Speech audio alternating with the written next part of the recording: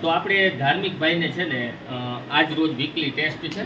તો weekly test નિમિત્તે એમને 3 ચેપ્ટર છે ધોરણ 7ની અંદરથી 7, 9 ને 11.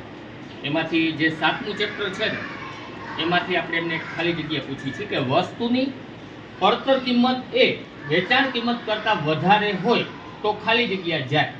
તો એમાંથી પડતર કિંમત એટલે શું? આપણે પેન લીધી હોય અને આપણે રાખી હોય અને પછી આપણે વાપરી.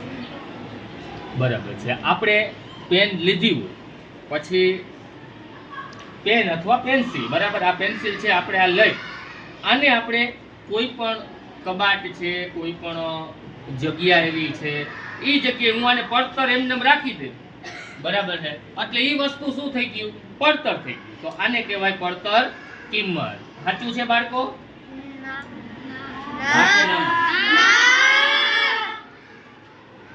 ધાર્મિક ભાઈ થોડું કાંઈક જીવનમાં થોડાક વિચાર રાખો. તમે જે ભણી રહ્યા છો, તમે જે શીખી રહ્યા છો, એની અંદર ઘણા બધા કક્ષાએ તમારે ઊંડાણપૂર્વક વિચારવું પડશે. તમારા મગજમાં જે પડતર છે એ પડતર એટલે કોઈ પણ વસ્તુ કે ગમે એ વસ્તુ જે આપણે લઈ અને વર્ષો સુધી આપણે રાખી દઈએ, સંગ્રહ કરી દઈએ અને એ વસ્તુ જર્જરિત થાય, ખરાબ થાય અને જે આપણે એક દેશી ભાષામાં શબ્દ વાપરીએ છીએ કે ભાઈ ખંડેર થઈ ગઈ, પડતર થઈ ગઈ, એ પડતરની વ્યાખ્યા ભાઈને છે. પણ ધાર્મિક ભાઈ આ છે એ પડતર વસ્તુની વાત નથી કરતા, પડતર કિંમતની વાત કરે છે. તો પડતર કિંમતની વાત એટલે વસ્તુ તમને કેટલા રૂપિયામાં પડી. દાખલા તરીકે હું રાજકોટથી ટીવી લેવા ગયો તો ટીવી મેં લીધું, હું અહીંથી ગાડી લઈને ગયો, ગાડીમાં ગેસ નાખ્યો તો ટીવી 20,000 નું હોય, 500 રૂપિયા મારે સીએનજી નો ખર્ચો થયો, તો એ 20,000 અને 500 આ, તો મને ટીવી ટોટલ 20,500 માં પડ્યું. તો એ કહેવાય પડતર કિંમત. તો આ રીતે ટોપિકને થોડા ઊંડાણપૂર્વક સમજતા જાઓ.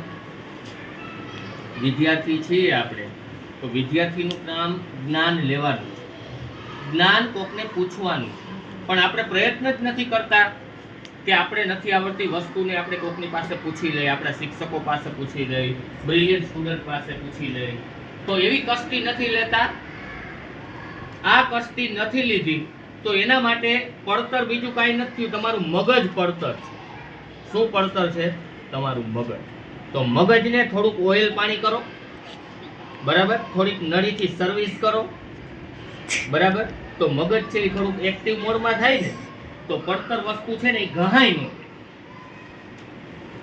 Okay, ready? That's all.